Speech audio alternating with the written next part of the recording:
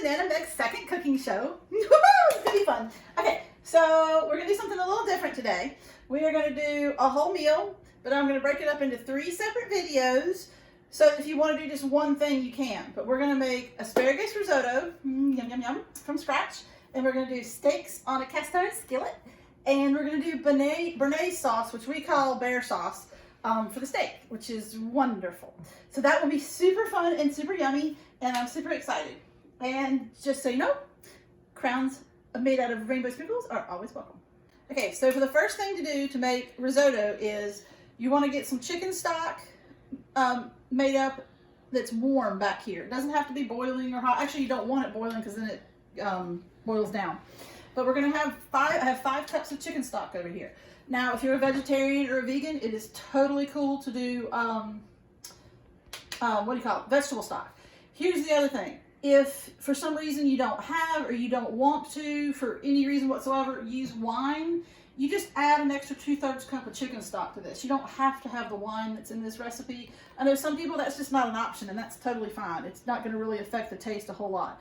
But if you do want the wine, it's really great because you only use 2/3 of a cup of wine, which means there's plenty to have a glass or 2 while you're cooking this. So after you have your 5 cups or 6 cups of chicken stock, if you're not going to do the wine, we want to cut up some shallots.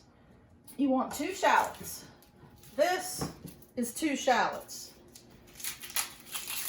This is not 2 shallots. This is 1 shallot. So you want 2 whole shallots to cut up. Sometimes shallots are hard to find.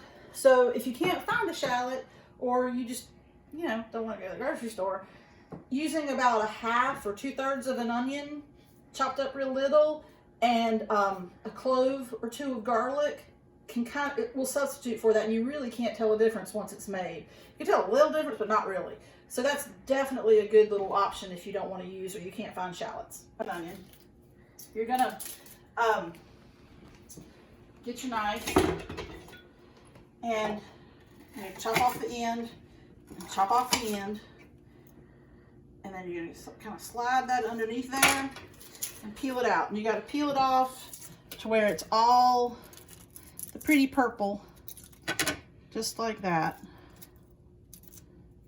Well, I'm going really slow here. This is really, really slow. And then you want to take this and, of course, get that in the sink or in your compost thing. And make vertical. Whoopsie. You go back in there. And again, this is kind of like the onion situation where there's layers in there. Do you see the layers? Okay.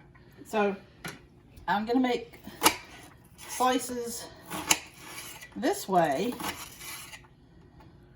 And then I'm going to make slices this way, which equals teeny tiny little bits, which is what we want. We want teeny tiny little pieces. And it works really good. They get kind of slippery little suckers at the end down here. So that's what we're going to do. So we're going to cut up all of our shallots just like this, okay? Okay, so we've got our shallots cut up. We've got our rice ready. This is 1 cup of arborio rice, and there's lots of different brands, but you want arborio rice to make risotto, okay? And 1 cup makes a whole lot of risotto. So we're going to go ahead and put our butter in our really good heavy bottom pan. This is a Le Creuset pan that my brother and sister-in-law got me several years ago for Christmas. This is one of those things that a lot of times back in the day when you had great wedding showers, people would get one and you have it for your whole life.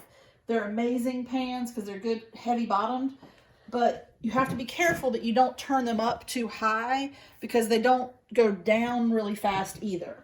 So it's very good, heavy, evenly cooking pan, but once you get it to a temperature, it likes to stay there. So be careful what you put it on. So I just put it on medium to melt the butter. And we're going to let that butter melt, and then we're going to add our shallots and our rice. Okay, our 1 to 2 tablespoons of butter are melting. Woo! Okay, so the butter is melting. You don't want to turn it on high because you don't want the butter to burn, obviously. So we're just stirring it around, and I'm definitely using a plastic utensil or a rubber utensil. You don't want to use a metal on on these nice pans. So obviously ready. So I'm putting the shallots in, and we're gonna stir that around. We're just gonna be cooking these. We want to stir them, and we also add the risotto right to that. The rice. Okay, so you see how the rice, let me pick up one piece here. See, it just looks like a normal piece of rice. What I'm looking for is for this rice to change a little bit of color around the edges. It gets, like it's already, see like that little piece right there? It's just hot white in the center, but then it's translucent on the edges. That's what you want for all the pieces, and you want the shallots cooked down a little bit. So, that's cooking down. We need to open our bottle of wine. Here is a little tidbit. A good wine opener is worth it. Okay? I was given this wine opener on my 21st birthday. It's been a few years, but that was pretty easy. 2/3 of a cup. All right. And we're still looking over, we're still cooking over here, sizzling. We're doing good. I added a little bit more butter because it seemed to soak it up really fast. So anywhere from 2 to 3 tablespoons is totally fine. I always try to start with a smaller amount of butter because, you know, butter's not really that great for you, but it's delicious and it's needed sometimes. So you try to get away with less, but if you need it, you need it. So there you go. All right. Okay, can you see this one right here is like all clear and that one's still like all the way white? You kind of want most of them to get like this where they're clear-ish. And that's what I'm looking for. You want the, you got to stir it so it doesn't stick. You don't want them burnt. You don't want the little arborio rices toasted. You just want them to get a little bit more clear. I want a few more of them to look more clear. Even if they're halfway clear, that's fine. You just don't want a lot of them all the way bright white. Add a little bit of liquid. The first liquid you add is the wine, if you're going to add wine. If you don't want to add wine at all, that's fine. Just grab a ladle full of the chicken stock or the vegetable stock and start with that. There you go. You just pour it in. You stir it around and get it nice and sort of covered, and make sure you're still at a medium like that, and you're going to let that cook for just a little bit, and it's going to get, it does it really pretty quickly at first because the rice is soaking up the liquid that you're putting in there, and see how it's already going away and it's making those little holes. So once you get that kind of sheen over it, you're going to add 1 ladleful at a time. Warm chicken stock or vegetable stock. That's the other great thing about risotto. I'm making asparagus risotto because I like asparagus risotto. You can make mushroom risotto. You just saute the mushrooms before you put them in. You can make pumpkin risotto. You can make lemon risotto. You can make butternut squash risotto. You can make just about any kind of risotto you want.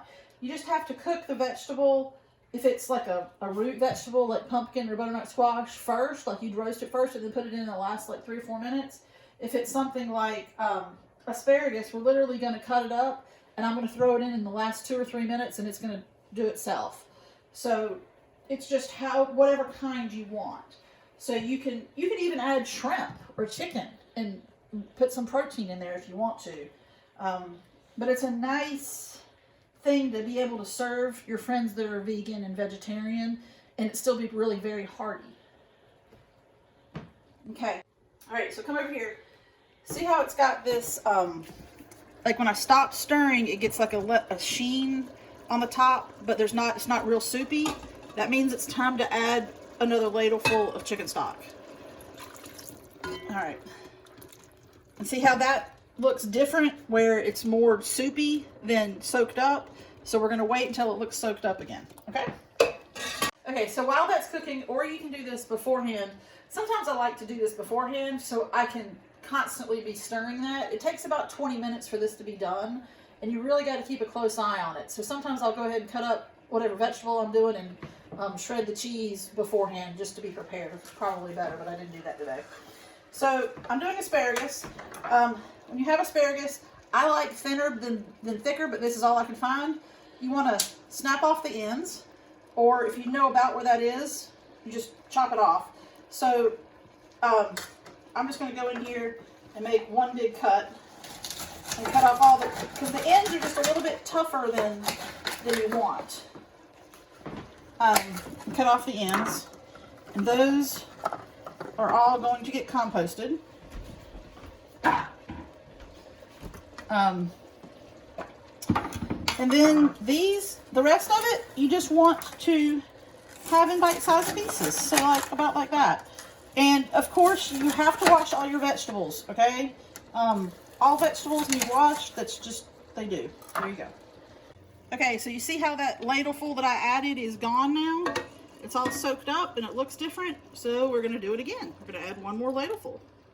Okay, so I've put a couple more ladlefuls of chicken stock in here, and you got to keep stirring it. And the longer, like in the beginning, you're pretty much going ladleful, stir, stir, stir, ladleful, and then it takes a little longer for it to soak it up. It's a little harder for it to soak up any more juice.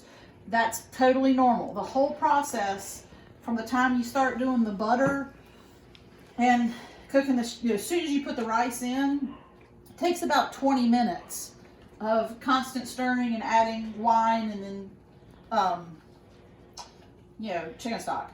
So you just keep adding it until it doesn't absorb anymore. And when it stops absorbing and you've been cooking for about 20 minutes, then it's done. And at that point, you start adding the shrimp if you're doing shrimp, or the asparagus or the mushrooms or whatever you're adding to it. And then at the very end, you add the cheese. And I did say a cup of cheese. I probably should have said 12 ounces of cheese before you shred it, because I had less than 12 ounces of cheese, but then it makes a pile like this once you shred it. So it's not a cup of shredded cheese, it's a cup of hard cheese. I hope that makes sense. Okay, so it's been about 20 minutes, and it's got the appropriate like haze where it's soaking up. Like when I stir, you can see the bottom of the pan. It's nice and thick, and I've used almost all my chicken stock. So at this point, I'm gonna put in the asparagus. Ta-da! You don't have to pre-cook it or anything. You just put it in there, and just being in there, of course, cooks the asparagus. Or mushrooms, if you're doing mushrooms, or shrimp, or if you're doing mushrooms, I would pre-saute the mushrooms. And same thing with the shrimp, I would pre-saute them just a little bit, but really shrimp putting in here, they'll cook pretty quick.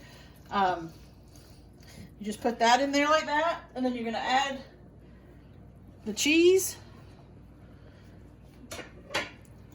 the Parmesan. Oh, there's a block that didn't get shredded. Well, that's interesting. And you're gonna stir this around, and that's gonna be it once I get all this mixed up. Here is our beautiful, wonderful asparagus risotto. It is delicious, and it's gonna be so good. I'm so excited, and I hope that you learned how to make it too and have enjoyed it. And I can't wait to make the steak and béarnaise sauce to go with it. But asparagus risotto all by itself is delicious and wonderful. And you can totally put it in the refrigerator in little portions and reheat it later. It works out. It reheats fantastic. I love you guys. Mwah. Bye.